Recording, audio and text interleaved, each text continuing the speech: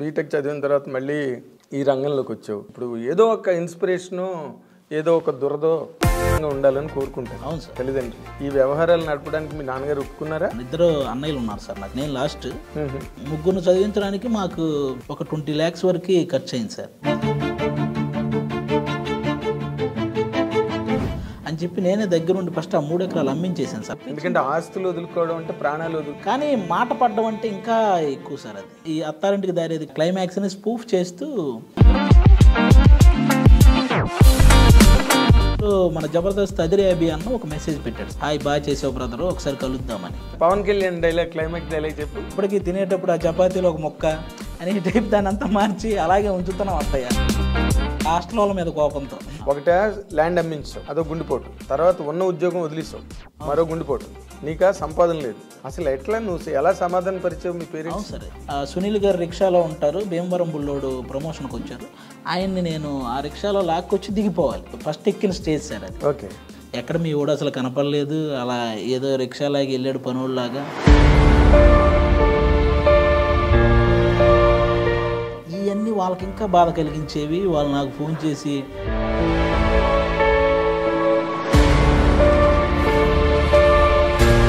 అందుకని చుట్టాలకు సంబంధించిన వాళ్ళు ఒక హాస్టల్ పెడితే అందులో ఉండేవాడిని సార్. అది కూడా ఒక లేడీస్ హాస్టల్ సార్ అది. ఇప్పుడు నార్మల్గా ఇంతమంది హీరోలతో చేస్తుంటావు కదా. అవును సార్. నీకు బాగా నచ్చిన హీరో ఎవరు? సార్ ఆబ్వియస్లీ నాకు పవన్ కళ్యాణ్ గారు. పవన్ కళ్యాణ్ తీసి పక్కన పెట్టే. పవన్ కళ్యాణ్ నీకు డెమి గాడ్. రవితేజ గారు ఎంత బాగుంటారు సార్. ఒక డైలాగ్ మనకి ఎక్కువ వచ్చినా నువ్వు త్రివిక్రమ్ గారు, పవన్ కళ్యాణ్ గారు పేరు చెప్పకుండా నువ్వేం చెప్పగలవు అనేది నీకు ఇప్పుడు క్విజ్ సార్. యాక్చువల్గా త్రివిక్రమ్ గారు ఎందుకంటే సార్ నాకు తెలుగు సినిమా స్థాయిని ప్రపంచ స్థాయికి తీసుకెళ్ళిన రాజమౌళి గారు సార్. ఇంకా ఇదంతా బాగానే ఉంది. మరి ఏంటి నీ శ్రీ మహాలక్ష్మి మనం ఒక 2 years ఆగి చేసుకుందాం అనుకుంటున్నాం సార్. ఇప్పుడు లవ్ గట్ట ఏం పడలేదా? ఆ బీటెక్లో అలాంటిది ఉండేది సార్. పాపం అమ్మాయికి పెళ్ళి అయిపోయి ఇప్పుడు పిల్లలు కూడా ఉన్నారు. మనం ఆ టాపిక్ మాట్లాడుకున్నా బాగోదే. అసలు వాళ్ళది ఎందుకు వెళ్ళట్లేదు? ఏదో సుధీర్కి ఏదో లవ్ అఫేర్ ఉంది అంటున్నారు.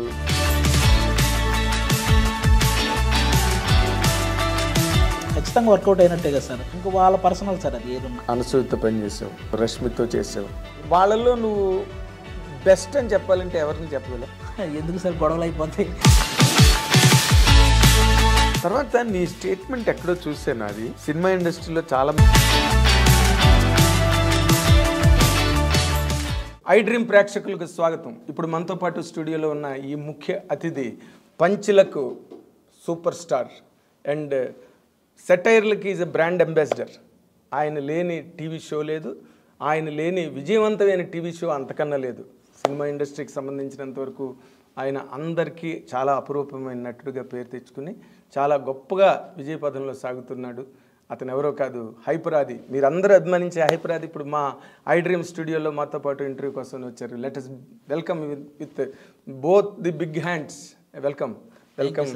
అది గుడ్ మార్నింగ్. ఇంట్రొడక్షన్కి థ్యాంక్ యూ సార్. ఇంట్రొడక్షన్ ఏముంది, మీరందరూ లైఫ్లో ఎన్నిటికో తట్టుకుని ఎన్నిటినో అధిగమించి సాధించారు మీరు. అవును సార్. నాకు తెలిసి ఇండస్ట్రీలో ఆల్మోస్ట్ అందరూ వాళ్ళకి బ్యాక్గ్రౌండ్ ఉన్నా లేకపోయినా ఈ ఇండస్ట్రీలో మనం ఒకటి సాధించాలంటే ఖచ్చితంగా కష్టపడాలి సార్. అది తంబ్రుల్లే, ఎవరికి వడ్డించిన విస్తర కాదు. అవును సార్. అవును. పెద్ద పెద్ద కుటుంబాల్లో పుట్టిన వాళ్ళు కూడా, అవును సార్, వాళ్ళు కూడా చాలా కష్టపడి ఇప్పుడు ఇప్పుడు రామ్ చరణ్ కానీ, అల్లు అర్జున్ కానీ, మహేష్ బాబు కానీ వీళ్ళందరూ జూనియర్ ఎన్టీఆర్ సూపర్ టాలెంట్ ఉంటే గానీ ఎంకరేజ్ చేయరు సార్. ఎంకరేజ్ చేయరు కాదు, అసలు మీరు వెలుగులోకి రావడమే కష్టం. అవును సార్. అవును. ఎక్కడో మీద ఒక స్పార్క్ ఎగరగానే అందరి దృష్టిలోనే పడుతుంది. అది అంతే సార్. ఎవరు వచ్చినా అలాగొచ్చిన వాళ్ళే. ఏదైనా ప్రయత్నంగా వెనకాతల బ్యాక్గ్రౌండ్ నుండి ముందుకు తోసి నడిపించి పరిగెత్తించినా కూడా ఆ పరుగు ఎక్కడో ఒకటి ఆగిపోతుంది. అవును సార్. ప్రతిభ లేకపోతే. ప్రతిభ లేని పరుగు కొనసాగదు. అవును సార్. అది అంచేత మీరు మీ ఇంటర్వ్యూస్ కేస్ స్టడీ కావాలి పబ్లిక్కి. నువ్వు జనరల్గా బీటెక్ చదువుకున్నావు. అవును సార్. బీటెక్ చదవడమే కష్టం. బీటెక్ చదివావు. బీటెక్ చదివిన తర్వాత మళ్ళీ ఈ రంగంలోకి వచ్చావు. అసలు వాట్ ఫోర్స్డ్ యూ? అంటే ఇప్పుడు ఏదో ఒక ఇన్స్పిరేషను, ఏదో ఒక దురదో అంతే సార్. ఈ కాలేజీలో ఉన్నప్పుడు ఏదైనా ఫెస్ట్ అలాంటివి జరిగినప్పుడు ఆ చిన్న చిన్న పైకి వెళ్ళి చిన్న చిన్న మిమిక్రీలు చేయడం,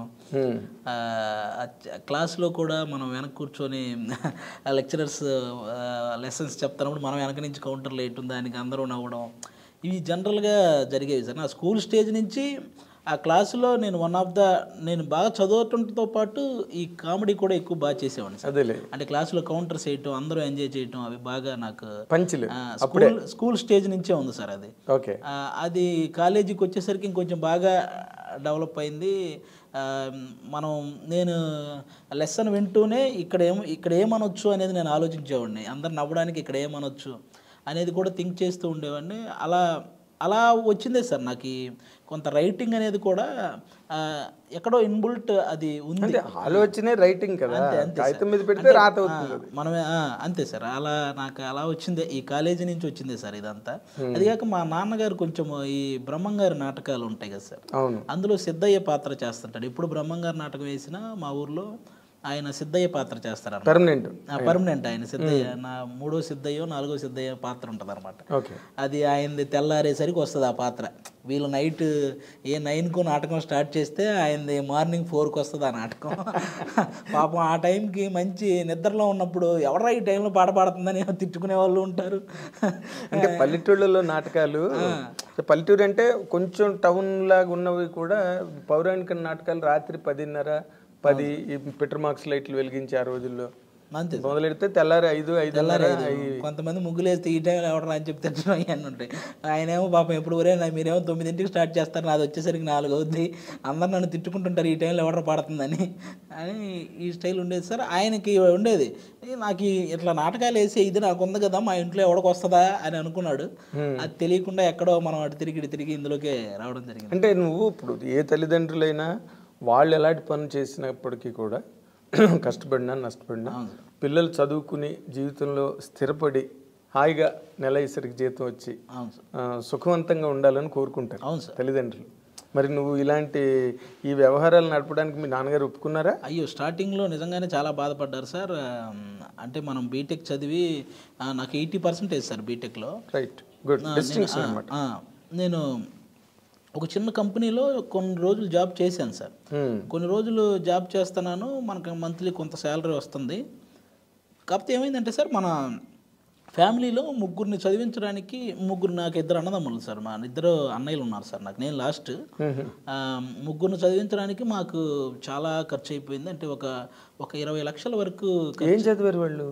వాళ్ళు కూడా ఒకడు డిగ్రీ కంప్లీట్ చేశాడు, ఇంకొకడు డిగ్రీ కంప్లీట్ చేశాడు. మా హాస్టల్ ఖర్చులని మనకి ఆ టైంకి బాగా ముగ్గురు మీద ఫీజులని, హాస్టల్ ఖర్చులని ఇలా మొత్తంగా ఒక 20 lakhs వరకు ఖర్చు అయింది సార్.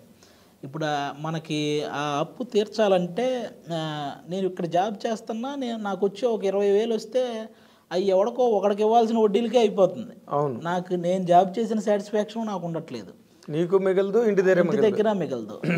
ఏంటిది, ఎంత ట్రై చేసినా మన దగ్గరే ఉండట్లేదు, నాకేమో చేసిన ఫీల్ రావట్లేదు అని చెప్పి మాకు ఒక 3 ఎకరాలు ఉంది సార్ అప్పుడు పొలం. అప్పట్లో ఆ 3 ఎకరాలు ఏం చేసామంటే, నాకు ముందు ఆ అప్పు అనేది మైండ్లో నుంచి పోవాలి, లేకపోతే నేను వర్క్ చేయలేను అని చెప్పి నేనే దగ్గరుండి ఫస్ట్ ఆ 3 ఎకరాలు అమ్మించేసాను సార్. నాకు ఇంక వేరే దారి తెలియలేదు. అదే వాళ్ళ గడిగడికి వచ్చి వడ్డీల కోసం రావడం, అప్పు ముందు నాకు జాబ్ సాటిస్ఫాక్షన్ లేదు సార్, లేదు. నేను అంటే ఇట్లా చేతికి రావడం ఇంకోటి చేతికి పోవడం అనేది ఎక్కడ ఇంక మనం వర్క్ చేసిన సాటిస్ఫాక్షన్ కనీసం నేను ఇంట్లో వాళ్ళకి ఒకటి ఏదైనా చేయలేకపోతున్నానే ఒక బాధ. అందుకని నేను ఆ 3 ఎకరాలు అమ్మించి మొత్తం అప్పంతా తీర్చేసాను సార్ ఫస్ట్. అస్సలు జీరో, మనకి అది మైండ్లో లేదు సార్. ఇంకా ఒప్పుకున్నారా అమ్మడానికి మీ అమ్మ నాన్న? నేను బలవంతంగా నేనే దగ్గరుండి ఒప్పించాను సార్. అది నేను ఎందుకంటే ఆస్తులు వదులుకోవడం అంటే ప్రాణాలు అంతే సార్. కానీ భూమి, కానీ మాట పడ్డం అంటే ఇంకా ఎక్కువ సార్. అది దానికంటే కూడా ఒకరి దగ్గర మనం ఆ డబ్బు కోసం ఎవడో ఇంటి దగ్గరికి వచ్చి ఆ మాట పడ్డం ఇంకా అస్సలు తీసుకోలేము సార్ మనం. అందుకే నేనే ముందు అసలు అప్పంతా క్లియర్ చేసిన తర్వాత ఈ వెళ్ళి జాబ్ చేస్తుంటే నాకు ఒక చోట అలాగే కూర్చొని చేసే జాబ్ ఎందుకు నాకు ఎక్కలేదు. మనం అటు ఇటు తిరుగుతూ ఉంటాం, ఏదో ఒకటి చేస్తూ ఉంటాం, ఇదేంటి సైలెంట్గా వచ్చి మన పని ఇట్లా చేసుకుంటూ ఎవరితో మాట్లాడకుండా ఏంటిది అన్నట్లు లోపల నాది ఒప్పుకోవట్లేదు సార్. అందుకని మీ చిన్నగా ఈ సాటర్డే సండే హాలిడే ఉంటుంది కదా సార్ సాఫ్ట్వేర్కి, మేము ఈ కృష్ణకాంత్ పార్క్కి వెళ్ళి ఫోన్లో చిన్న చిన్న షార్ట్ ఫిల్మ్స్ చేసేవాళ్ళం సార్. షార్ట్ ఫిల్మ్స్ మీన్స్ ఆ ఫోన్లోనే ఎంతవరకు వస్తే అంతవరకు తీసి అదే దాన్ని యూట్యూబ్లో పెట్టేయడం సార్. అలా ఈ అత్తారింటికి దారేది క్లైమాక్స్ అని ఒకటి, ఆ క్లైమాక్స్ని స్పూఫ్ చేస్తూ ఒకటి ఫోన్లో తీసి పెడితే అది బాగా చూశారు. అందులో మన జబర్దస్త్ అదిరే అభి అన్న ఒక మెసేజ్ పెట్టాడు సార్, హాయ్ బాగా చేసావు బ్రదరు, ఒకసారి కలుద్దామని. అక్కడి నుంచి స్టార్ట్ అయింది సార్. అత్తారింటికి దారేది క్లైమాక్స్ అంటే మేము ఉన్నామని నమ్ము అత్త, అదేనా? అది నాకు బాగా నచ్చిన సీన్ సార్. పవన్ కళ్యాణ్ గారిది చాలా సంవత్సరాల తర్వాత మళ్ళీ అంత ఎమోషన్, మనకు అప్పట్లో సుస్వాగతం క్లైమాక్స్, ఆయన ఎమోషన్ పండించిన విధానం చాలా బాగుంటది. ఆ తర్వాత మళ్ళీ ఆ range emotion పండించింది Attarintiki Daredi climax. చాలా బాగుంటుంది సార్. లైఫ్ అది పదే పదే చూసి దాన్ని ఏదో చెయ్యాలి అని అది బాగా గుర్తుండిపోయే, దాన్ని ఏదో చెయ్యాలని అక్కడ అలా స్పూఫ్ చేయడం జరిగింది సార్. కానీ నేను ఒక మాట అడుగుతాను ఇక్కడ, అంత ఇమోషనల్ క్లైమాక్స్ని స్పూఫ్ చేయాలని అసలు ఎందుకు వచ్చింది ఐడియా? ఎక్కువ సార్లు చూసేసాను సార్. అది ఎక్కువ సార్లు చూసేసిన తర్వాత ఆ డైలాగ్స్ బై హార్ట్ అంటే ఇంక అట్లా బాగా గుర్తుండిపోయినాయి. వీటిని ఏదన్నా చూసినా దీన్ని ఇందులోకి మార్చాలి అన్న సెన్స్ నాకు కనపడేది సార్. అదొకటి. త్రివిక్రమ్ గారు సిరివెన్నెల గారి గురించి మాట్లాడింది నాకు బాగా నచ్చిన స్పీచ్ సార్. అది సిరివెన్నెల సీతారామ శాస్త్రి గారి గురించి త్రివిక్రమ్ గారు, నాకు ఈ అత్తారింటికి దారే సినిమా ఆ స్పీచ్ ఇవి నా ల్యాప్టాప్లో ఉండేవి సార్. ఇవి నా ల్యాప్టాప్లో నేను ఎక్కువ సార్లు చూశాను. అబ్బాయి ఆయన ఎలా మాట్లాడాడు ఎంత బాగా అని చెప్పి ఆయన స్పీచ్. అబ్బా చాలా రోజుల తర్వాత కళ్యాణ్ గారు ఎంత బాగా చేశారు క్లైమాక్స్ అని ఈ సీను. ఇవి నేను పదే పదే పదే పదే చూసి అవి రెండు నా నోట్కి వచ్చేసినాయి సార్. ఏదో చెప్పు డైలాగ్. త్రివిక్రమ్ గారిది అయితే Pawan Kalyan dialogue, climax dialogue చెప్పు. అదే సార్, అది జనరల్గా నేను చాలా అంటే చాలా లెంగ్త్ ఉంటుంది సార్. నేను మార్చిన డైలాగ్ గుర్తొస్తుంది, అది చెప్తే బాగోదు. నేను యాక్చువల్గా మార్చిన డైలాగ్ ఉంటుంది కదా సార్, అది గుర్తొస్తుంది. కానీ అది దాన్ని మేము ఏం చేసామంటే మా హాస్టల్లో ఈ ఫుడ్ సరిగా ఉండేది కాదు. ఎక్కువ ఈ చపాతీ ఏదో పెట్టేవాళ్ళు, అది బాగుండేది కాదు. దీని మీదే చేయాలరా అని చెప్పి అప్పుడు ఆ చపాతీకి రిలేటెడ్ మార్చి, ఇప్పటికీ ఒక చపాతీ తింటున్నాం అని స్టైల్లో, ఇప్పటికీ తినేటప్పుడు ఆ చపాతీలో ఒక ముక్క అని టైప్ దాన్ని అంతా మార్చి అలాగే ఉంచుతున్నాం అత్తయ్య అని దాన్ని ఇలా మార్చి చేయడం జరిగిందనమాట. వాళ్ళ మీద, హాస్టల్ వాళ్ళ మీద కోపంతో. అలా దాన్ని ఆ రోజుల్లో అసలు మనం ఎవరో తెలియకుండానే 1 lakh వ్యూవర్షిప్ వచ్చింది సార్ దానికి. అసలు మనం ఎవరో తెలియకుండా ఊరకట్ల యూట్యూబ్లో ఎవరో తెలియదు. అట్లా ఈ జబర్దస్త్ అభి అన్న పరిచయం అవడం, అలా వాళ్ళ చిన్నగా దూరి, అంటే చిన్నగా దూరడం ఉండదు కదా ఇక్కడ ఉద్యోగం యువతలే. అవును సార్, అది వదిలేశాను. మానేసావా? అది కంప్లీట్గా మానేసాను సార్. ఇంకా నాకు ఇలా రెండింటి మీద నడిస్తే అవ్వదని అర్థమైంది సార్ నాకు. అసలు అప్పుడు ఆ టైంలో 2 స్టేజెస్. అవును సార్. ఒకటి మీ మదర్కి ఫాదర్కి, ఒకటే ల్యాండ్ అమ్మించావు. అవును సార్. అదో గుండెపోటు. తర్వాత ఉన్న ఉద్యోగం వదిలేసావు, మరో గుండెపోటు. నీకా సంపాదన లేదు, నువ్వేమవుతావో తెలీదు.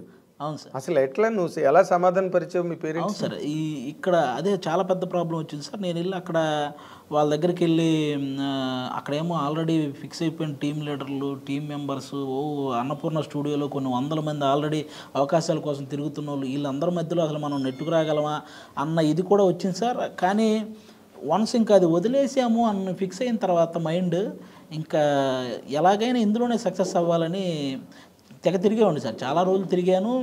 ఒక స్కిట్ మనల్ని పైకి ఎక్కిస్తే అది ఏంటంటే, జనరల్గా సునీల్ గారు రిక్షాలో ఉంటారు, భీమవరం బుల్లోడు ప్రమోషన్కి వచ్చారు, ఆయన్ని నేను ఆ రిక్షాలో లాక్కొచ్చి దిగిపోవాలి. ఇది నేను చేసిన ఫస్ట్ స్కిట్ సార్, ఫస్ట్ ఎక్కిన స్టేజ్ సార్ అది. ఓకే. అది ఇట్లా మనం స్టాప్ చేసి చూసినా కూడా నేనని తెలియదు సార్, అలా ఉంటుంది ఆ ఎంట్రీ. ఇలా వచ్చి జిర్రని వెళ్ళిపోతాను అనమాట. నేను అప్పట్లో మనకు అదే చాలా ఎగ్జైట్మెంట్ కదా సార్.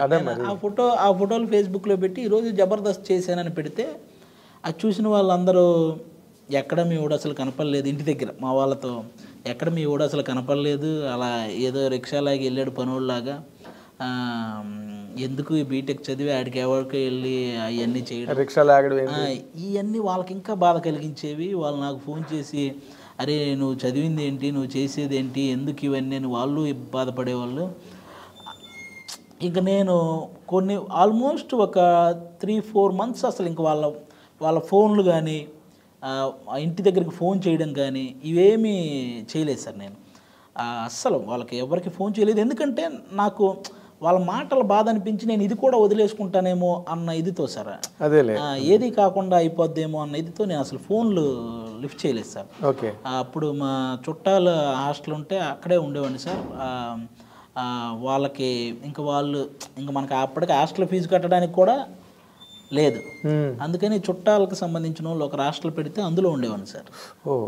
అది కూడా ఒక లేడీస్ హాస్టల్ సార్. అది ఆ లేడీస్ హాస్టల్లో కింద రూమ్ ఒకటి ఖాళీగా ఉంటే అది నాకు ఇంక వాళ్ళ చుట్టాలు కింద రూమ్ ఒకటి ఖాళీగా ఉంటే కొన్ని రోజులు ఇంక అక్కడే ఉండాల్సి వచ్చింది సార్. నాకు ఇక తప్పని పరిస్థితి. అదొక అగ్ని పరీక్ష మళ్ళీ. అవును సార్. లేడీస్ హాస్టల్లో కింద రూమ్లో ఉండడం అది నాకు చాలా సిగ్గుగా అనిపించేది సార్. ఎవరైనా వాళ్ళు కిందకి తినడానికి వస్తే నేనేంటి ఇక్కడ ఉన్నాను అని కొంచెం సిగ్గుగా అనిపించేది నాకు.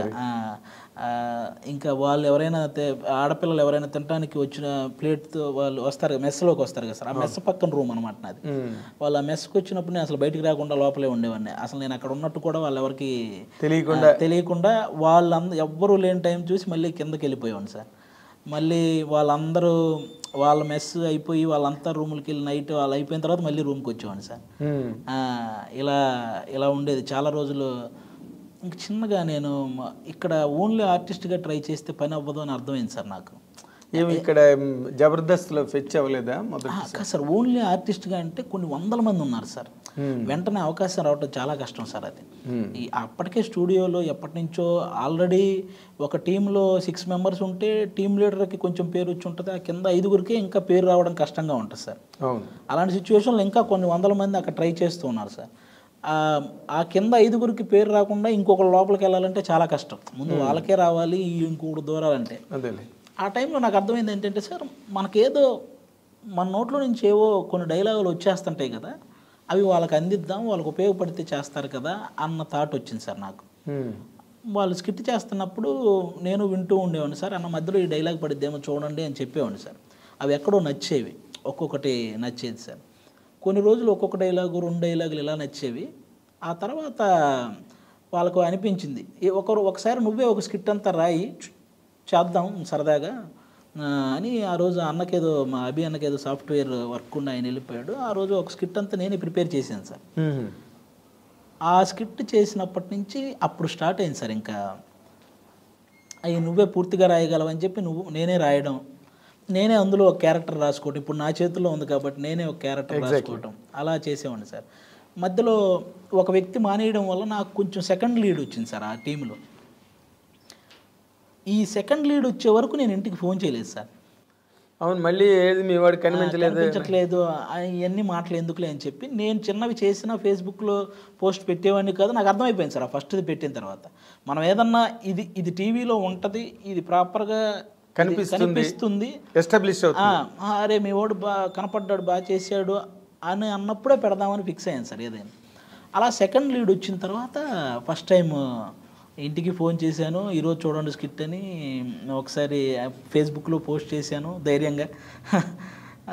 ఆ తర్వాత అక్కడి నుంచి స్టార్ట్ అయింది సార్. కొంచెం ఆ సెకండ్ లీడ్లో నా కొంచెం మంచి డైలాగులు పడ్డాం, నాగబాబు గారు రోజా గారు మెచ్చుకోవడం, ఎక్కడో నితిన్ భరత్ అని 2 డైరెక్టర్లు వాళ్ళు కూడా నన్ను బాగా ఎంకరేజ్ చేయడం, వీటన్నింటి మధ్యలో నుంచి నాకు అప్పుడు టీం లీడర్ ఇది వచ్చింది సార్. అది ఇతను ఎవరో ఈ టీంలో సెకండ్కి బాగా చేస్తున్నాడు, ఇతను టీం లీడర్ చేస్తే ఇంకా బాగుంటుందేమో స్కిట్ అని చెప్పి నాకు టీం లీడర్ ఇచ్చారు. ఇది ఎన్నాళ్ళు పెట్టింది? అది ఆల్మోస్ట్ ఖచ్చితంగా 1 year పైన పట్టింది సార్. మరి మధ్యలో మరి మెయింటెనెన్స్లు ఈ లేడీస్ హాస్టల్ ఇలా నడుస్తూనే ఉన్నాయా? అభి అన్న టీంలో సెకండ్ లీడ్ వచ్చిన తర్వాత నాకు కొంచెం పేమెంట్ రావటం స్టార్ట్ అయింది సార్. కొంచెం నేను అప్పుడు మెన్స్ హాస్టల్కి వెళ్ళాను.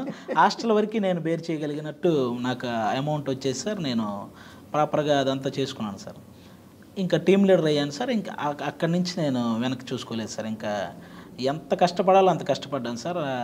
స్కిట్స్ మీరు కూడా చూసుంటారు.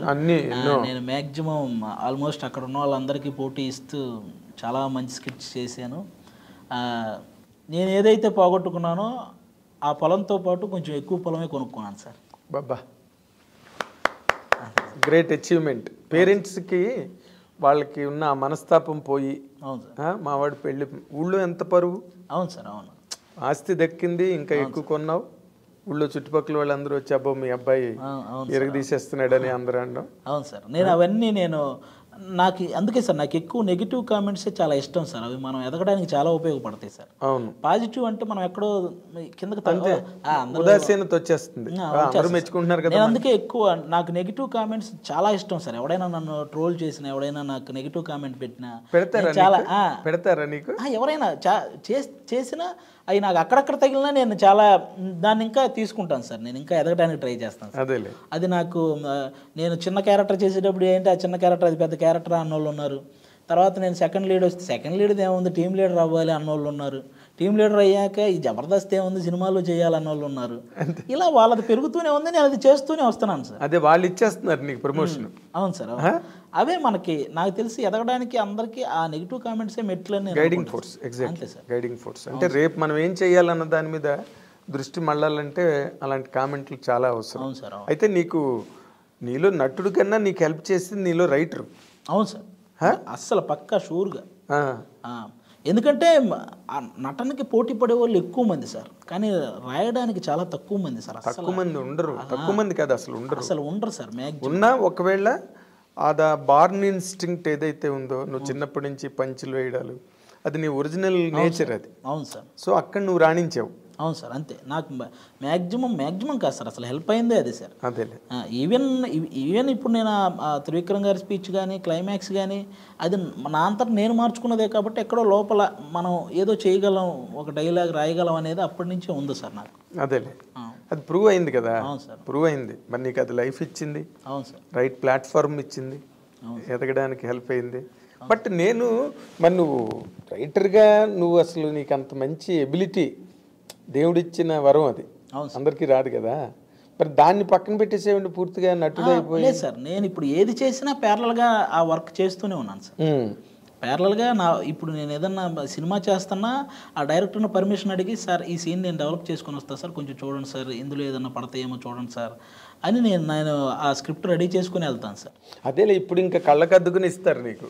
ఎందుకంటే నీకు ఒక ఇమేజ్ వచ్చింది, ఆ ఇమేజ్కి వాళ్ళకి ఒక పరమార్థం కనిపిస్తుంది కదా, సక్సెస్ అవుతుంది ఆది రాసుకుంటే అన్న ఒక నమ్మకం అందరికీ ఉన్నప్పుడు, బాబు హాయిగా రాసుకోరని ఆయన అంటారు వెళ్ళి. అవును సార్, అందుకే మ్యాక్సిమం ప్రతి డైరెక్టర్ ఎంకరేజ్ చేస్తారు సార్. ఏదన్నా మనం రాసుకెళ్ళినా అది మన ఈ సినిమాలో ఈ సిచ్యువేషన్కి తగ్గట్టు ఇవి పడవ కానీ ఇది పడుద్ది అని చెప్పి ఆ డైలాగ్ తీసుకోవడం, అలాంటివి ఎంకరేజ్ చేస్తారు. అది వాళ్ళకి కూడా సౌకర్యం కదా. అవును సార్, అడిషనల్గా ఆలోచించక్కర్లేదు. అవును సార్, నీ సీన్ గురించి అని. అలా నువ్వు రాసి బాగా సక్సెస్ అయిన సీన్స్ ఎక్కడున్నాయి? అది సార్ నాకు ధమాకా మూవీ నాకు మంచి సక్సెస్ ఇచ్చింది సార్.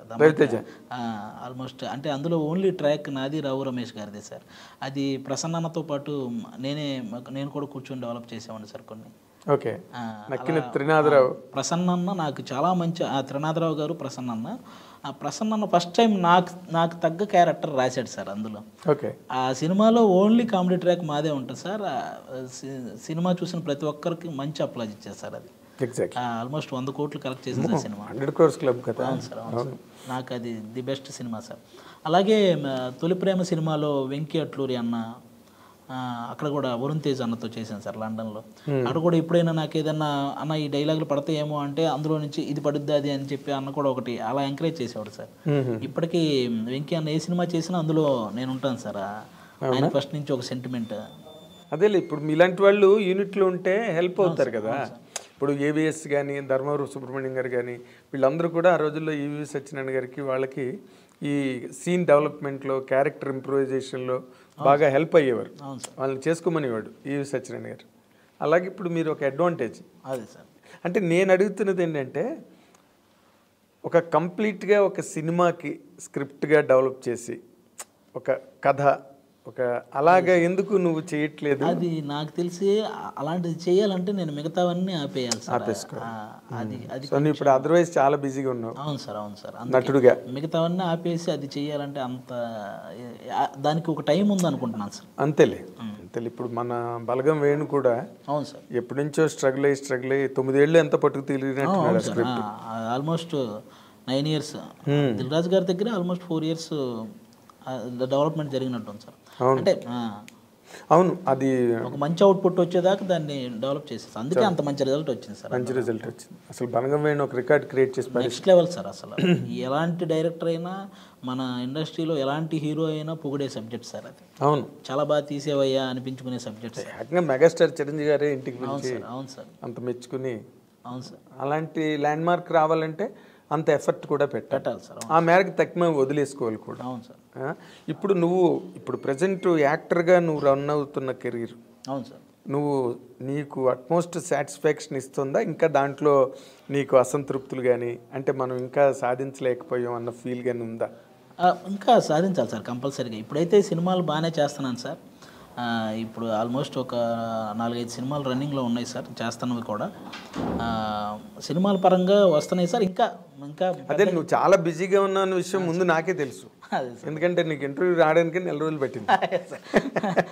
ఒక 2 షెడ్యూళ్ళు డిసెంబర్ రిలీజ్ ఉండడం వల్ల నాకు కంటిన్యూగా పడ్డాయి సార్. దానివల్ల నేను కొంచెం అదేలే. తర్వాత ఇంకొక ముఖ్య విషయం, నీకు టీవీ ఇండస్ట్రీలో మంచి ఇమేజ్ ఉంది. టీవీ ప్రేక్షకులు ఆడియన్స్లో హైపరాజ్ అంటే మనం ఏం చెప్పనక్కర్లే ఇంకా నీ గురించి.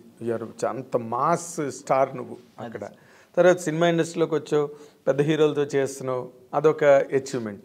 అసలు నువ్వు చాలామంది చేస్తున్న పని అడుగుతున్నాను నేను, నువ్వేం హతాశుడు అయిపోకల్లా. నువ్వు హీరోగా ఎందుకు చేయట్లేదు? అయ్యో సార్, నాకు అసలు ఆ థాటే లేదు సార్ అసలు. అంటే హీరో అంటే మరి పాటలు పాడి ఫైట్లు 100 మందిని కొట్టేసి అలాగని కాదు. నీ హీరో అంటే ఒక లీడ్ క్యారెక్టర్గా ఒక చిన్న కథను తయారు చేసుకుని. ఎందుకు అసలు ఆ థాట్ రాలేదు సార్ నాకు. అవునా? లేదు సార్ అసలు. అంటే ఇదే నీకు బాగుందా? ఇదే బాగుంది సార్ యాక్చువల్గా. నాకు ఇది చాలా బాగుంది సార్. ఎవరు హీరోగా చేసినా అందులో మనకు ఒక క్యారెక్టర్ పడితే దానికి న్యాయం చేయాలన్నదే నా ఇది సార్. ఓకే, ఇప్పుడు నార్మల్గా ఇంతమంది హీరోలతో చేస్తుంటావు కదా. అవును సార్. నీకు బాగా నచ్చిన హీరో ఎవరు? సార్ ఆబ్వియస్లీ నాకు పవన్ కళ్యాణ్ గారు. పవన్ కళ్యాణ్ తీసి పక్కన పెట్టే సార్. పవన్ కళ్యాణ్ నీకు డెమి గాడ్ సార్, నీ సర్వస్వం, నీ పంచ ప్రాణాలు లేదా 6వ ప్రాణం, వాట్ ఎవర్. పవన్ కళ్యాణ్ నీ లిస్టులోకి తేకూడదు. అదే సార్. జనరల్గా నువ్వు చేస్తున్న హీరోల్లో నీకు ఎక్కువ ఎవరితో? సార్ ఆల్మోస్ట్ అందరూ సపోర్టివ్గా ఉంటారు సార్, ఒక్క పేరు చెప్పడానికి లేదు సార్. ఎందుకంటే ఏ హీరోతో వర్క్ చేసినా కానీ వాళ్ళు చాలా బాగా మాట్లాడతారు సార్. కంపెనీ బాగా ఎంజాయ్ చేస్తారు, చాలా బాగా సార్. ఈవెన్ స్క్రిప్ట్లో కూడా అది కనపడద్దా చూడు అనేలాగా రవితేజ గారు ఎంత బాగుంటారు సార్, అసలు ఎంత బాగా ఎంకరేజ్ చేస్తారు. ఆయనతో ఉంటే ఒక ఎనర్జీ సార్ అసలు. అవును. అలాగే ఇప్పుడు ప్రజెంట్ నేను విశ్వక్సేన్తో 2 మూవీస్ చేశాను సార్. అతను కూడా సూపర్. అంటే ఒక డైలాగ్ మనకి ఎక్కువ వచ్చినా ఎక్కడ ఒక హీరో నేనే అనే ఇది ఉండదు సార్ విశ్వక్సేన్ బ్రదర్కి కూడా. అవునా? Full support. ఈ డైలాగ్ ఇతను చెప్పాలంటే అతనే చెప్పాలి, కానీ దాన్ని మనం తీసుకొని చెప్పే ఇది ఉండదు సార్. అలాంటివి ఉండవు సార్. విశ్వక్సేన్ బ్రదర్తో కూడా చాలా మంచి ట్రావెలింగ్ ఉంది. ఎక్స్ట్రాడినరీ మ్యాన్ చేశాను సార్, రేపు December 8th రిలీజ్ ఉంది సార్. నితిన్ అన్నతో ఫస్ట్ టైం చేశాను సార్. అది కూడా మంచి క్యారెక్టర్ సార్. లాస్ట్ టైం ధమాకా రిజల్ట్ ఎలా ఉందో నాకు తెలిసి ఈసారి ఎక్స్ట్రాడినరీ మ్యాన్ కూడా ఫుల్ కమర్షియల్ ఎంటర్టైన్మెంట్ సార్. చాలా బాగుంటుంది సార్. ఎక్స్ట్రాడినరీ హిట్ ఖచ్చితంగా మంచి హిలేరియస్ ఎంటర్టైన్మెంట్ అయితే ఉంటుంది సార్. అదే ఎంటర్టైన్మెంట్ అయితే చాలు, అంతే సార్. ఇప్పుడు ఎంటర్టైన్మెంట్ అంటే ఎంజాయ్ చేస్తారు అందరూ. అవును సార్. అవును సార్. కానీ బట్ ఈ మధ్య రోజుల్లో సినిమాలు హిట్ లైన్ సినిమాలు అన్నీ చూడు, ఒక విరూపాక్ష కానీ, అవును సార్, లేకపోతే ఒక దసరా కానీ, ఆ మధ్యలో సామజవర్గమన కానీ, ఇప్పుడు బేబీ కానీ, ఇవన్నీ ఒక మోర్ దాన్ రెగ్యులర్ సినిమా. అవును sir, more than regular cinema. ఒక మధ్యలో ఒక సామజవర్గమన ఒకటి మామూలుగా రెగ్యులర్ ట్రాక్ అయినప్పటికీ కూడా ఆడింది. అవును సార్. ఆ లెక్కలో ఎక్స్ట్రాడినరీ మ్యాన్ ఎలా ఉంటుంది? ఖచ్చితంగా ఆ హీరో క్యారెక్టరైజేషన్ చాలా డిఫరెంట్గా ఉంటుంది సార్. జూనియర్ ఆర్టిస్ట్గా చేస్తున్నాడు సార్ సినిమాలో. నాకు తెలిసి ఫస్ట్ టైం సార్ అలాంటి క్యారెక్టరైజేషన్ హీరోకి. హీరో క్యారెక్టరైజేషనే కదా సార్, అది చాలా కొత్తగా చాలా ఫ్రెష్గా ఉంటుంది సార్. ప్రతి సీను చాలా ఫ్రెష్గా హిలేరియస్గా ఉంటాయి సార్. కంటెంట్ కొత్త కంటెంట్ కదా, కంటెంట్ కొత్త కంటెంట్ సార్. ఆయన క్యారెక్టరైజేషనే కథలా మారిద్ది సార్ మొత్తం. ఓకే, అదే మనకి బాగా థ్రిల్ ఇస్తుంది సార్ సినిమా. అవునా? నీ చేయబడిందా? మాది సెకండ్ హాఫ్లో మాది సార్. అదే నువ్వు చేసుకున్నావు లేదా? లేదు సార్, సెకండ్ హాఫ్లో వక్కంత్ వంశీ గారు ఆల్మోస్ట్ ఆయన మామూలు రైటర్ కాదు సార్. ఆయన డైలాగ్స్ సూపర్గా ఎంజాయ్ చేస్తాం సార్. ఎక్కడైనా మనం ఏదైనా చెప్పినా ఆయన తీసుకుంటాడు సార్. అసలు తను చాలా మంచి బ్రిలియంట్ రైటర్ బాబు. ఎలాంటి సినిమాలు సార్ అది. ఆయన ఇచ్చిన ఆ కిక్ సినిమా ఇప్పటికీ ఒక ఎంటర్టైన్మెంట్ అంటే కిక్లో ఉన్న అదొక కల్ట్ సినిమా లాగా కదా, కల్ట్ ఎంటర్టైన్మెంట్లో కిక్ అన్నది అసలు ఎవడు ఎక్స్పెక్ట్ చేయని రన్ ఉంటుంది ఫిల్మ్. అవును సార్, బాగా అసలు అద్భుతం.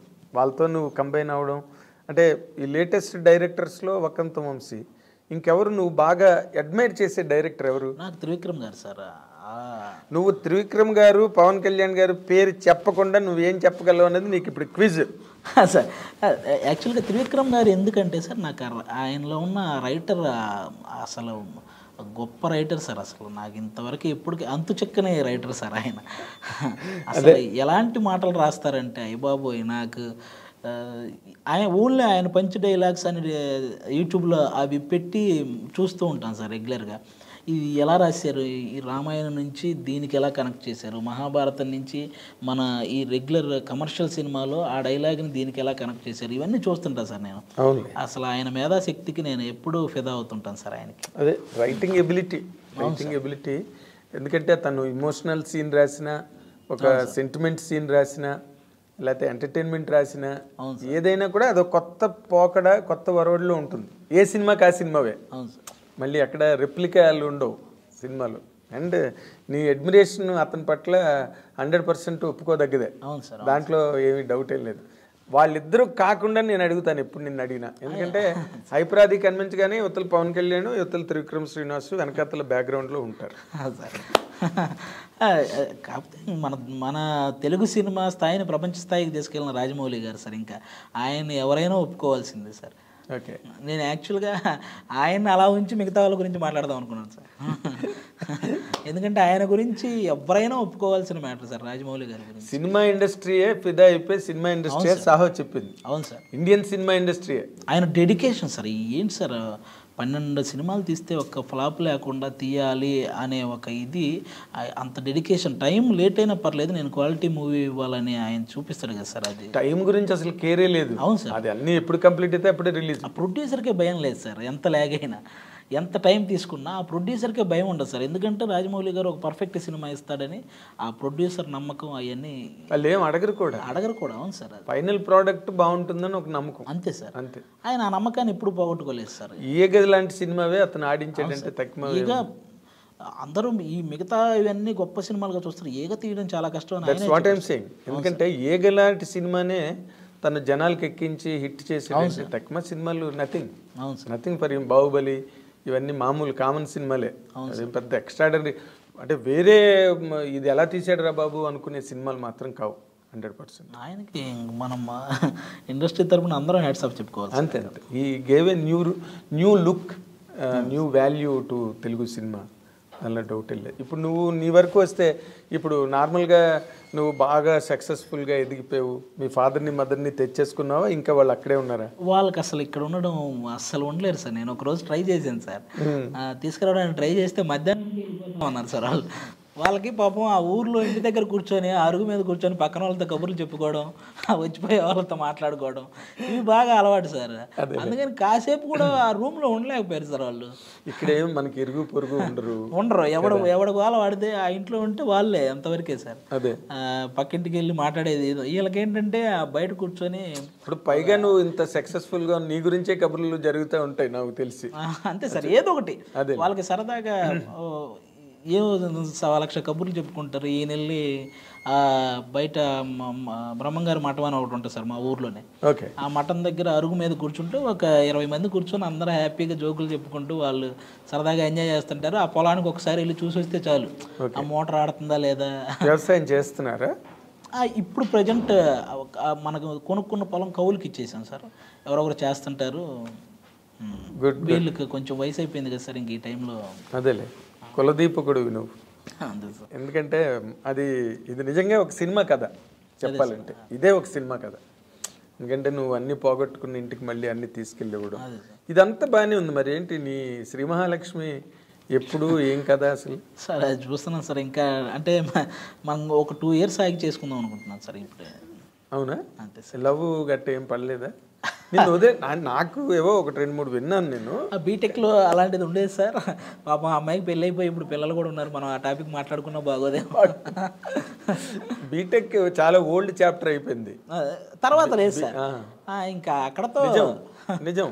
అంతే సార్, నిజంగా సార్, అంతే సార్. ఎలా బీటెక్లో కాకపోతే బీటెక్ గురించి నేను అసలు ఎత్తట్లేదు. అసలు సార్ బీటెక్ చాలా ఓల్డ్ స్టోరీ. నువ్వు తర్వాత చాలా అచీవ్ చేసావు, జీవితం చాలా మలుపులు తిరిగిపోయింది. అదే సార్, చాలా సమున్నత స్థాయికి వచ్చావు. బీటెక్ ఎవడు అడుగుతాడు ఇంక నేను? ఇప్పుడు నువ్వు ఆ సర్టిఫికెట్ కూడా దాచుకోకలేదు ఇంట్లో. ఇప్పుడు నేను ప్రజెంట్ లైఫ్ నీకు ఒక క్రేజు, ఒక గ్లామరు, ఒక డిమాండు, మ్యాక్సిమం వాటి జోలికి వెళ్ళలేదు సార్. అందుకే కొంచెం ఈ వేలో కొంచెం సక్సెస్ అయ్యానేమో అనుకుంటున్నాను సార్. 100% అయ్యావు, కెరీర్లో అయ్యావు. మరి వాటికి కూడా దూరంగా ఉంటున్నాను, ప్రేమలు పెళ్ళిళ్ళకి అంటే. ప్రేమలకైతే దూరంగా ఉన్నాను సార్, అంతే. పెళ్ళికి కాదు, పెళ్ళికి ఇంక ఇప్పుడే కాదని అనుకున్నాను సార్. ఎందుకంటే నాకంటే సీనియర్లు ఉన్నారు మా టీవీలోనే. అదే సుధీర్ ఉన్నాడు, ప్రదీప్ ఉన్నాడు. అంటే వాళ్ళు చేసుకోకుండా నేను చేసుకుని శబ్దం చేసావంట. అంతే సార్. శబ్దం చేసావు, ప్రమాణం చేసావు? ప్రమాణం ఏం లేదు సార్, మాకు ఒక సరదా డిస్కషన్ ఉంటుంది కదా సార్. వాళ్ళు ఎప్పుడైనా ఎరాని ఇది ఎప్పుడంటే అన్న ఫస్ట్ మీరు చెప్పండి, మీరు నాకంటే పెద్దోళ్ళు, మీరు అయ్యాక నేను చేసుకుంటాను. అసలు వాళ్ళది ఎందుకు వెళ్ళట్లేదు? ఏదో సుధీర్కి ఏదో లవ్ అఫేర్ ఉంది అంటున్నారు. అవన్నీ టీవీ పర్పస్ సార్. అలానే కాదు సార్, వాళ్ళు కూడా వెయిటింగ్. అదే ఊరికే నాదంతా జీరో అయినా అలా ఏం లేదు సార్. వాళ్ళకు ఒక కెమిస్ట్రీ ఖచ్చితంగా వర్కౌట్ అయినట్టే కదా సార్. 9 years చేశారంటే ఆ కెమిస్ట్రీ ఉంటుంది కదా. అవునులే. దాన్ని వాళ్ళకి ఇంకా వాళ్ళ పర్సనల్ సార్, అది ఏదున్నా వాళ్ళు తేల్చుకోవాల్సింది వాళ్ళిద్దరు. అవును సార్, అవును. అంతేనా? అవును. సో ఇప్పుడు వాళ్ళు అయిపోగానే నువ్వు లైన్లో ఉన్నానంటావు. అంతే సార్. ఇది అసలు ఏంటి కండిషను? అసలు మీ ఇంట్లో వాళ్ళు ఒప్పుకుంటున్నారా నిన్ను? ఇంకా నేను నా పనిలో ఉన్నాను కదా సార్. ఇంకా వాళ్ళు నన్ను నా అంతకు నేను చెప్పే వరకు పాపం వాళ్ళు కూడా ఏమీ అడగరు సార్. అదే లాక్ చేసేవాళ్ళని. అంతే సార్. అసలు నార్మల్గా నువ్వు ఒక మాట చెప్పు. ఈ సినిమా ఇండస్ట్రీలో సెలబ్రిటీస్ అయిన వాళ్ళ మ్యారేజెస్ 2 రకాలుగా ఉంటాయి. అదే సార్. ఒకటి మన సుధీర్ లాగా ఇండస్ట్రీలో ఉన్న వాళ్ళే కొలీగ్స్, వర్క్ షేర్ చేసుకున్న వాళ్ళు ఒకటి. రెండోది ఇక్కడ ఉన్నప్పటికీ కూడా పేరెంట్స్ చూసి ఏదో సంప్రదాయాలు, కులం, నక్షత్రం, జాతకం ఇవన్నీ ఉంటాయి కదా ఒక సైడ్. ఈ రెండిట్లో దేనికి నువ్వు మొగ్గు చూపిస్తావు? పేరెంట్స్కి సార్. ఎందుకంటే వాళ్ళకి పాపం అది బాగా నచ్చిన అంశం సార్. అది పెళ్లి, ఒక అమ్మాయిని చూసి మా వాడికి ఇచ్చి పెళ్లి చేయాలనేది వాళ్ళు ఇంట్రెస్టింగ్గా చేసే ఒక పని, ఎంజాయ్ చేసేది, వాళ్ళు బాగా ఎంజాయ్ చేసే పని సార్. దాన్ని వాళ్ళకి వదిలేస్తే బెటర్ అని నా ఫీలింగ్స్. అంతేనా? అంతే సార్. Great, really great. ఎందుకంటే నువ్వు ఉన్న ఈ రకమైన షో వరల్డ్లో బోల్డ్ టెంప్టేషన్స్ ఉంటాయి. నువ్వు ఎంత చెప్పినా, ఎంత కాదన్నా, ఎంత సుధీర్ ప్రదీప్ మీద తోసేసినా కంపల్సరీ అనిపించేవి అనిపిస్తూనే ఉంటాయి సార్. అది అనిపించకుండా మాత్రం ఉండవు సార్.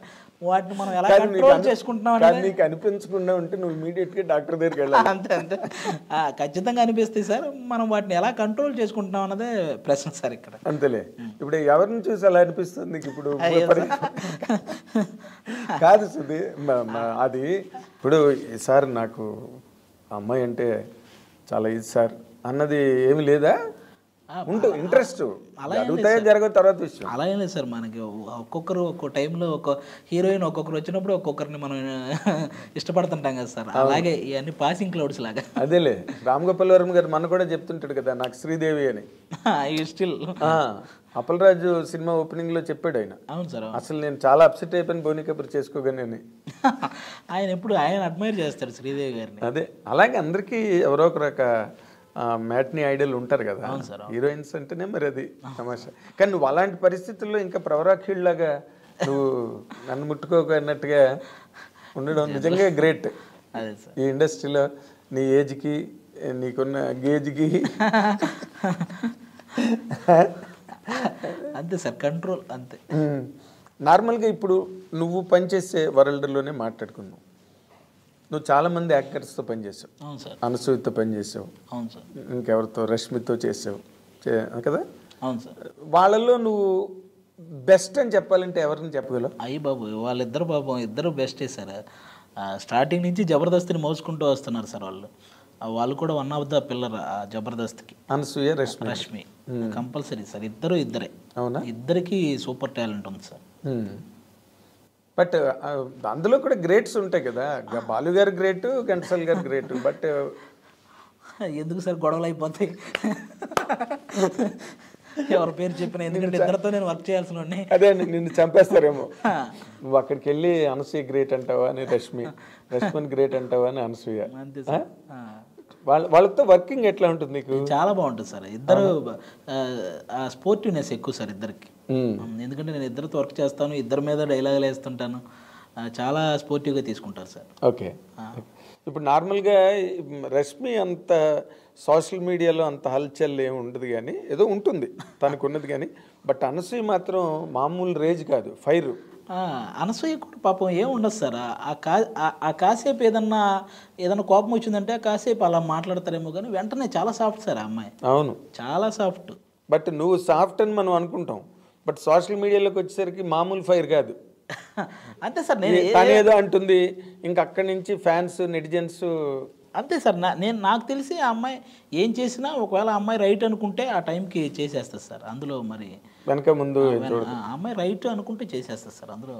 అదేలే, తను మళ్ళీ అక్కడ ఉన్నప్పుడే చాలా సెన్సేషను, మన యాంకర్గా ఉన్నప్పుడే. ఇంకా రంగమ్మత్త అయిన తర్వాత రేంజ్ మారిపోయింది. కానీ బాగా చేసింది సార్ ఆ అమ్మాయి, రంగమత్తగా చాలా బాగా చేసింది. రీసెంట్గా పెద్ద కాపు సినిమా రిజల్ట్ ఎలా ఉన్నా కూడా ఆ అమ్మాయి క్యారెక్టర్ బాగానే ఉంటుంది సార్. అంటే డైరెక్టర్లు కూడా ఇప్పుడు తనకి ఒక క్యారెక్టర్ అని వాళ్ళు రాసుకుంటున్నారు, అదే అనసూయ కోసం. అవును సార్, ఆ స్పేస్ ఇస్తున్నారు. అవును సార్, తనకి చాలా గొప్ప విషయం. బాగా పర్ఫామ్ చేస్తుంది సార్. పర్ఫామ్ చేసినా చెప్పినా క్యారెక్టర్ సూటబిలిటీ మీద అవును సార్ త్రూ అయిపోతున్నది. అవును sir, she suits that character. ఇప్పుడు రంగమ్మతే దానికి ఎగ్జాంపుల్. అంతే సార్. అంత పెద్ద కాస్టింగ్లో రంగస్థలం అనగానే గుర్తుండిపోయే క్యారెక్టర్లో అది కూడా ఒకటి సార్. అయ్యో ఎంత మాట. అసలు తన మీదే కదా సినిమా క్లోజ్ అయ్యింది కూడా, తన మీదే, ఆ క్యారెక్టర్ మీదే కదా. తన్నే కదా చేస్తాడు ప్రెసిడెంట్ బుచ్చిబాబు. అవును సార్, ప్రెసిడెంట్ చేయడం చాలా మంచి సక్సెస్ తంది ఇన్ జనరల్గా. తను క్యారెక్టర్స్ లేకపోతే తన కెరీరు కనుక నీకు చూస్తే ఏమనిపిస్తుంది? ఆమె కూడా చాలా చిన్న స్టేజ్ నుంచి వచ్చిన అమ్మాయి సార్. అవును, ఆ అమ్మాయి ఒక న్యూస్ ఛానల్లో న్యూస్ రీడర్గా చేసేది. ఆ అమ్మాయి కూడా ఈ వెనక జూనియర్ ఆర్టిస్ట్ లాగే, జూనియర్ ఆర్టిస్ట్ అని కాదు, హీరోయిన్ ఫ్రెండ్స్ క్యారెక్టర్ ఇలా వెళ్ళి చేసిన సందర్భాలు ఉన్నాయి. ఆ స్టేజ్ నుంచే వచ్చింది సార్. చిన్నగా ఈ జబర్దస్త్ అనే అవకాశం ఎప్పుడైతే వచ్చిందో అప్పటి నుంచి ఒక యాంకర్ ఎవరో మంచి గ్లామర్గా ఉంది, మంచి హైట్ ఉంది, చాలా బాగా చేస్తుంది యాంకరింగ్ అని ఆ దృష్టి పడిన దగ్గర నుంచి ఆ అమ్మాయి ఆ లెవెల్కి అలా రీచ్ అయింది సార్. అవును, మెల్లిమెల్లిగానే అది కూడా. అదే ఓవర్ నైట్ వచ్చింది సక్సెస్ కాదు సార్. ఆల్మోస్ట్ నువ్వు మగ తన ఆడ అంతే తేడా. అంతే సార్. చాలా మంది ఉన్నారు సార్ మన దాంట్లో, మా జబర్దస్త్లో కానీ ఇండస్ట్రీలో కానీ. ఇలా చెప్పుకుంటూ పోతే వాళ్ళ స్టార్టింగ్ కెరీర్ నుంచి స్టార్ట్ చేస్తే ఎంతమంది సార్. అవునా? ఈవెన్ రవితేజ గారు, నాని గారు. అయ్యో చాలా డౌట్ ఉంది. అయినో వాళ్ళిద్దరు కెరీర్లు ఎలా ప్రారంభం అయ్యో. చిరంజీవి గారు అందరికంటే మెయిన్. ఆయన మరి ఇంకా ఒక ఎగ్జాంపుల్. ఆయన కెరీర్ ఆయన వీళ్ళందరూ ఇప్పుడు వచ్చిన రవితేజ గారికి, నాని గారికి ఆయన ఎంత ఇన్స్పిరేషన్, ఆల్మోస్ట్ ఆయన ద్వారా ఎంతమంది వచ్చి ఉంటారు సార్ అలా ఇన్స్పైర్ అయ్యి. ఇండస్ట్రీలో 70% ఆయన చూసి ఇన్స్పైర్ అయ్యారు. ఎవరు అడిగినా, ఈవెన్ అసలు డాన్సర్లకి ఇంతమంది చేస్తుంటారు కదా సార్, వాళ్ళ ఎవరి దగ్గరికి వెళ్ళి అన్న చిరంజీవి గారే అంటారు సార్ వెంటనే. వాళ్ళకి అసలు మరీ ఆరాధిస్తారు వాళ్ళు. అవును, వాళ్ళకి ఇంకా కులదైవం కింద లెక్క వాళ్ళకి. అవును సార్, ఇంకా డాన్సర్స్కి అయితే మాత్రం. అవును సార్, ఎక్కువ డాన్సర్స్కి బాగా ప్రాణం సార్ ఆయన. అంటే ఆయన చేసిన అంత డిఫికల్ట్ క్రిటికల్ స్టెప్స్ మరి ఎవరు చేయలేకపోయారు. జనరల్గా తెలియకుండా ఎక్కడో ప్రతి ఒక్కడు ఆ డ్యాన్స్ అనగానే ఆయన ఇమిటేట్ చేస్తాడు సార్. ఏ పార్టీలో అయినా, ఏ పబ్బుల్లో అయినా, లేకపోతే ఎక్కడైనా సరే ఒక పాట పెట్టగానే వాళ్ళు తెలియకుండా ఒక చిరంజీవి గారు వచ్చేస్తారు సార్ ఎక్కడో ప్రతి ఒక్కరిలో. బాగా చెప్పావు, చాలా బాగా చెప్పావు. తర్వాత నీ స్టేట్మెంట్ ఎక్కడో చూసాను అది సార్, సినిమా ఇండస్ట్రీలో చాలామంది చేతిలో నేను మోసపోయాను అని. మోసపోవడం అంటే సార్ ఇదే సార్, ఆ స్టార్టింగ్లోనే నాకు నేను ఫేస్బుక్లో ఫోటోలు చూసేవాను కదా సార్, ఎవరో కళ్యాణ్ రామ్ గారితోనూ సునీల్ గారితోనూ ఫోటోలు ఉన్నాయి సార్ ఒక అతనివి. ఫోటోలు ఉంటే మనకు అప్పటికి అసలు తెలియదు కదా సార్, ఇలా మనం వెళ్ళి ఫోటో దిగుతాము అనే సెన్స్ కూడా తెలియదు సార్. జనరల్గా ఇలా క్లోజ్ ఏమో అన్న ఫీల్ అనుకున్నాను సార్. నాకు కొత్తగా సార్ అది. వెంటనే ఫేస్బుక్లో అతనికి మెసేజ్ పెట్టడం, సార్ ఒకసారి నన్ను కూడా వాళ్ళకి కల్పించండి సార్ అని అతనికి మెసేజ్ పెట్టడం అలా చేశాను సార్. అలా చేస్తే కల్పిస్తానమ్మా, అర్జెంటుగా ఈ నెంబర్కి ఒక 500 రీఛార్జ్ చేయమ్మా అని చెప్పి అనగానే సరే మనకు ఏం అర్థం కాదు సార్, అలా చేసేవాళ్ళం. తర్వాత తీరా నేను తెలుసుకుంది ఏంటంటే ఈడు మనలాగే వెళ్ళి వాళ్ళతో ఫోటో దిగి వచ్చినాడు సార్. అంతే సార్, క్లోజ్ కాదు. అలాగే కృష్ణానగర్లో ఒక చిన్న ఆఫీస్ ఏదో మనము ఇలాగే పోస్టులు వస్తాయి సార్, ఆర్టిస్టులు కావాలను అని చెప్పి ఇలాంటివి వస్తుంటాయి కదా సార్ మన ఫేస్బుక్. అక్కడ ఆ నంబర్ చూసి వాళ్ళకి కాల్ చేసి ఆ ఆఫీస్కి వెళ్ళి కలిశాను సార్. ఇలా మనం సినిమా తీస్తున్నామమ్మా, ఆల్మోస్ట్ మన అందరమే ఎవరైతే ఆర్టిస్టులు ఉన్నారో డైరెక్షను మేమే అందరం కలిసి డబ్బులు వేసుకుని సినిమా చేస్తున్నాం, నీ తరపు నుంచి ఒక 20,000 ఇస్తే మనం అనగానే, మన దగ్గర 20,000 ఎక్కడ ఉంటాయి సార్, ఇంకా అప్పటికే వేరే వాడి దగ్గర అప్పు చేసి ఒక 5,000 అయితే నేను ఇవ్వగలను సార్ అని 5,000 తీసుకొచ్చి వాళ్ళ చేతిలో పెట్టడం. తర్వాత రోజు వెళ్తే ఆఫీస్ తాళం వేసుకున్నాడు. ఇలాంటివి ఆ తర్వాత అర్థమైంది సార్, ఇవన్నీ కామన్గా ఇవన్నీ. అవును సార్, కానీ ఎంత అదృష్టం కదా. కానీ ఆ తర్వాత సార్ నేను బాగా హ్యాపీ ఫీల్ అయింది ఎప్పుడంటే సార్, నేను టీమ్ లీడర్ అయిన తర్వాత నేను ఎవడికైతే ఒకడికి మెసేజ్ పెట్టి ఒకసారి కల్పించండి అంటే రీఛార్జ్ చేయమన్నాడు కదా, వాడు నాకు మెసేజ్లు పెట్టాడు, భయ్యా జబర్దస్త్ లేదన్న అవకాశం అన్నాడు. అది నేను చాలా హ్యాపీ ఫీల్ అయ్యాను సార్. మరి గుర్తు చేసావు నువ్వు ఇప్పుడు? నేను రిటర్న్ దట్ 500 రూపీస్ పాత మెసేజ్లో మళ్ళీ వాడికి ఫార్వర్డ్ చేసా, ఇది నువ్వే కదా భయ్యా, ఎందుకు ఇలాంటివి అలా చేయకూడదు కదా బ్రదర్, కొత్తగా ఎవరెవరు వస్తుంటారు అని చెప్పి, కలుస్తాను బ్రదర్ కంపల్సరీగా అని చెప్పి ఒక మెసేజ్ పెట్టాను సార్. సో నువ్వు అలా ఎంకరేజ్ చేసిన వాళ్ళు ఎవరైనా ఉన్నారు జబర్దస్త్లో? అంటే సార్ మా టీం మెంబర్స్ అందరూ కొత్త వాళ్ళే సార్ పాపం. వాళ్ళు నేను వచ్చినప్పుడే అందరూ అక్కడికి వచ్చిన వాళ్ళే సార్ జబర్దస్త్కి. వాళ్ళు కూడా స్ట్రగుల్ అవుతున్న టైంలో నాకు ఒక్కొక్కరు పరిచయం అయ్యారు సార్. నేను మన శంకర్ కూడా అలాగ వచ్చినోడే, అలా వచ్చిన వాళ్ళే సార్. నా టీం మెంబర్స్ కూడా అంతే సార్, వాళ్ళందరూ. ఈవెన్ రాజు గారు అనే ముసలాయన ఉంటాడు కదా, ఆయన పాపం ఎప్పటి నుంచో నూతన ప్రసాద్ గారికి అసిస్టెంట్ సార్ వాళ్ళ అన్నగారు. ఈయన పరుచూరు బ్రదర్స్ వాళ్ళ దగ్గర అసిస్టెంట్గా చేసేవాడు. అలాంటి అప్పటి నుంచి ఉన్నాడు సార్, ఆ టైం నుంచి ఉన్నాడు. ఆయనకి ఈ జబర్దస్త్తోనే పాపం కొంచెం ఆ పేరు వచ్చింది సార్, అప్పటి నుంచి ఇండస్ట్రీలో ఉన్నా కూడా. పేరును ఒక స్టాండర్డ్ ఇన్కమ్, అవును సార్, స్టేబుల్ లైఫ్ వచ్చింది. అంతవరకు పాపం ఆయనది కూడా అలాగా గతుకుల ప్రయాణమే అంతా కూడా. ఇప్పుడు నువ్వు ఇన్ జనరల్గా నువ్వు ఆ రోజు ఒక స్టేట్మెంట్ ఇచ్చావు, ఏది మన బాలశంకర్ ఫంక్షన్. ఏంటి, సినిమా ఇండస్ట్రీలో ఎలాగైతే చిరంజీవి గారు ఎంతమందికో లైఫ్ ఇచ్చారో, టీవీ ఇండస్ట్రీలో నాగబాబు గారు అలా ఇచ్చారు. అవును సార్, అవును.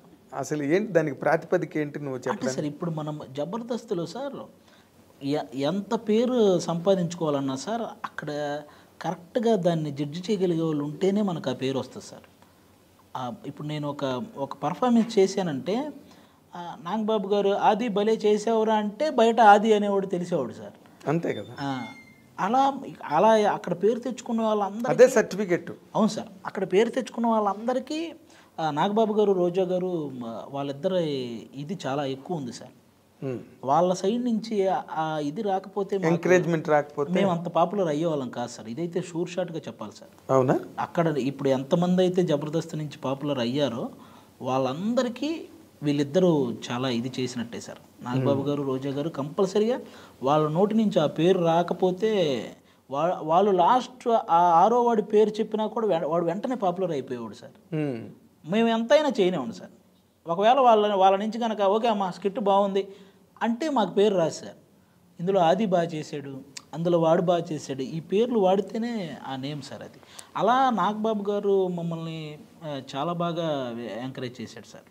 అవును, అసలు గెటప్ సీన్ గురించి అయితే ఎంతలా చెప్తాడో నాగబాబు గారు. అవును సార్, అందరూ అసలు ఒకరని కాదు సార్, మమ్మల్ని అందరినీ చిరంజీవి గారికి ఫోన్ చేసి, అన్నయ్య ఈరోజు ఆది స్కిట్ చూడు, ఒక స్కిట్ భలే చేసాడు, ఒకసారి చూడండి అన్నయ్య అని చిరంజీవి గారికి చెప్పేవాళ్ళు.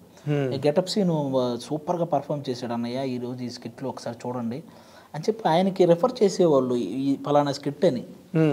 ఆయన ఆ రోజు చూసి తర్వాత మేము ఎప్పుడో చిరంజీవి గారిని కలిసినప్పుడు ఆయన పర్టికులర్ స్కిట్ గుర్తు చేసి, అందులో నువ్వు ఈ క్యారెక్టర్ వేసి డైలాగ్ చెప్పేవి చూడని ఆయన డైలాగ్ చెప్తే మాకు ఎలా ఉంటుంది సార్? ఇంకేంటి అసలు మాకు అయ్య బాబు ఇదేంటి సార్, మీరు చూడడం ఒక ఎత్తు అయితే మీరు మళ్ళీ అందులో ఒక డైలాగ్ గుర్తుపెట్టుకొని చెప్పడం ఏంటి సార్ అని షాక్ అయ్యేవాళ్ళం సార్ మేము. అలా ఆ బూస్టప్ సార్ మేము ఇంకా బాగా ఎదగడానికి ఆయన ఇచ్చే బూస్టప్ చాలా ఎక్కువ సార్.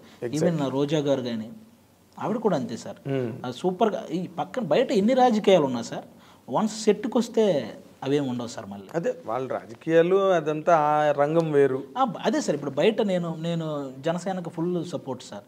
ఆవిడ బయట వేరే పార్టీ అయి ఉండొచ్చు, కానీ వన్స్ సెట్కి వచ్చిన తర్వాత అసలు అవేమీ చూడరు సార్. ఆవిడ కూడా సెట్కి వస్తే నాకు హైపరాది స్కిట్ చేస్తున్నాడు, నేను హైపరాదిని బాగుంటే మెచ్చుకుంటాను, అది అంతే, అక్కడ వరకే. అంతే సార్, అక్కడ వరకే సార్. తన తాలూకు పొలిటికల్ ఐడియాలజీలు సెట్లో తీసుకురారు, ఎప్పుడూ లేదు.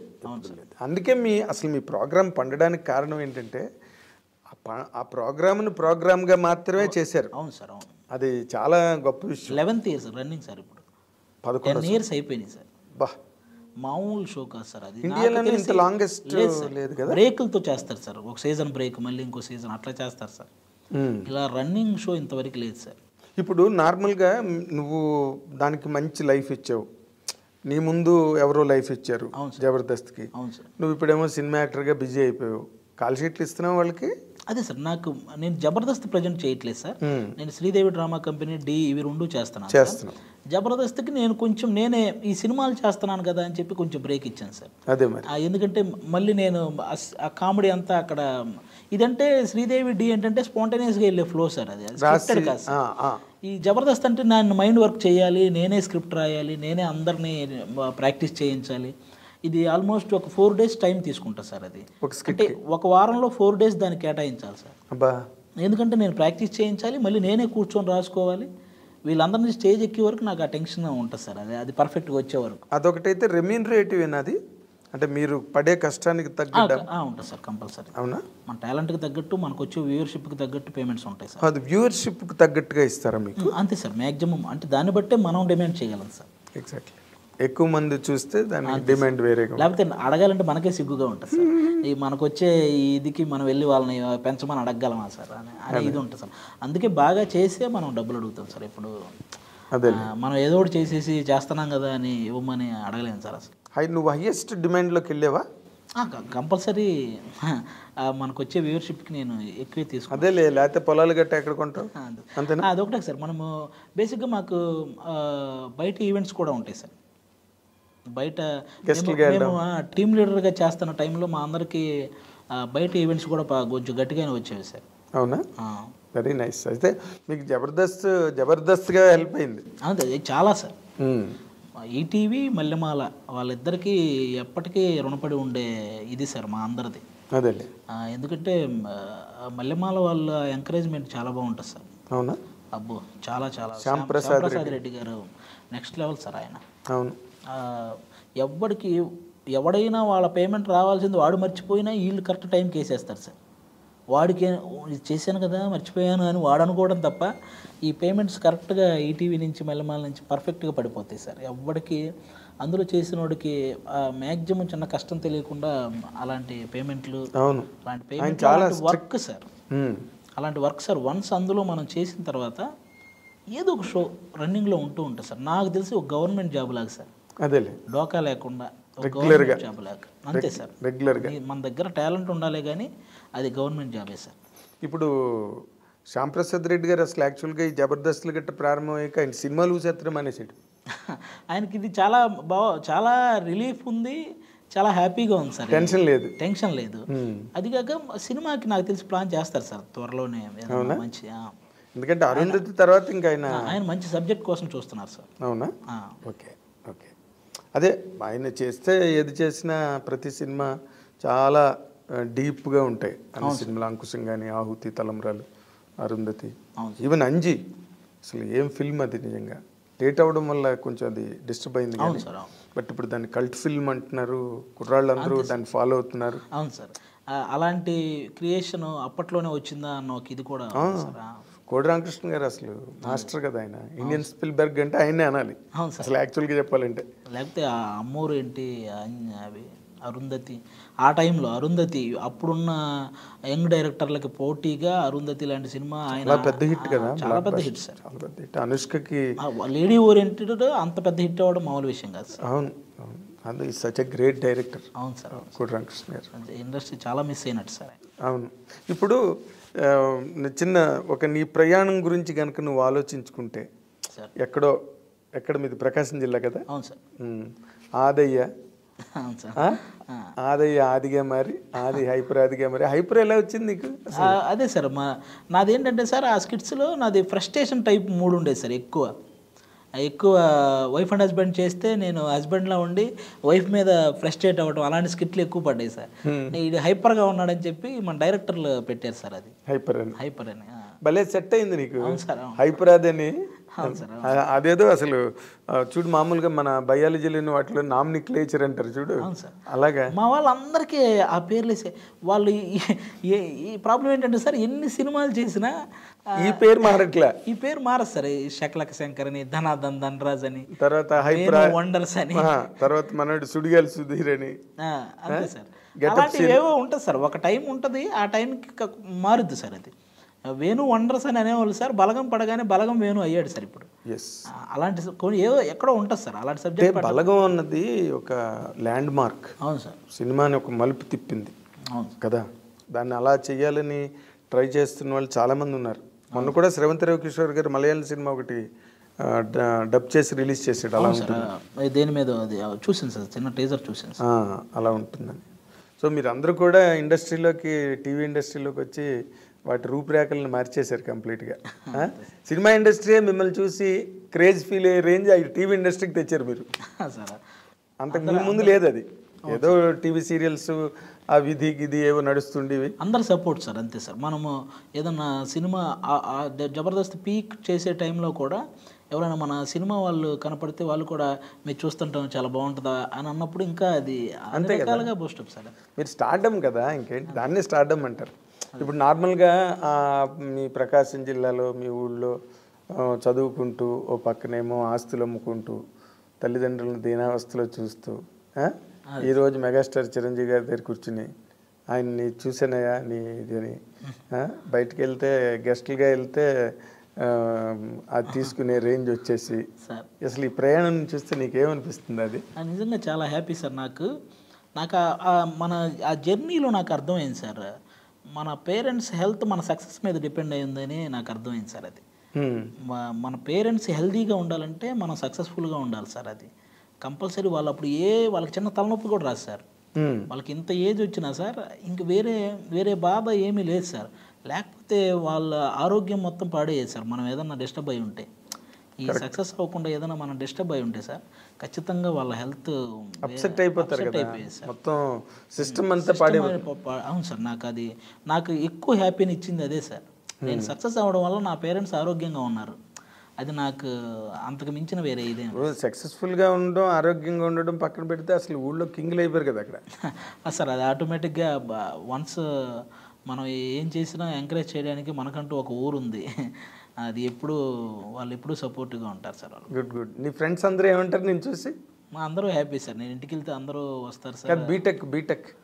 బీటెక్ ఫ్రెండ్స్ కూడా సార్. అందరూ బీటెక్ లాగా ఎప్పుడైనా గ్యాదర్ అవుదామని అనుకుంటాం సార్. ఏదో పాజిబుల్ అవ్వలేదు. ఒకసారి ఒక ఫ్రెండ్ పెళ్ళికి అయితే వచ్చి అక్కడ అందరం గ్యాదర్ అయ్యాను సార్. ఆ విధంగా ఒక్కసారి కలిసాం.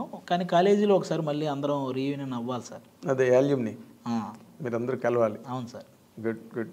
అసలు నీ జర్నీ, నీ తాలూకా ట్రావెల్ ఏదైతే ఉందో ఇండస్ట్రీలో నువ్వేం పడ్డావో, ఇంకా అవమానాలు ఏమన్నా అనుభవించావా?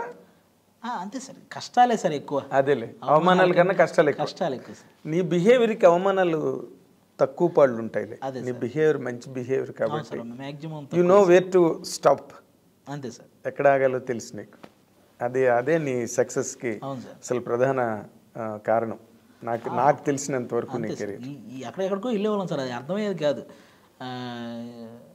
జూనియర్ ఆర్టిస్ట్తో పాటు కలిసి కూడా వెళ్ళాను సార్. అప్పుడు ఈ లెజెండ్ అవును sir, legend cinema song shoot అన్నపూర్ణలో జూనియర్ ఆర్టిస్టులతో పాటు కలిసి లోపలికి వెళ్ళిపోయాను సార్. వాళ్ళతో పాటు లోపలికి వెళ్ళి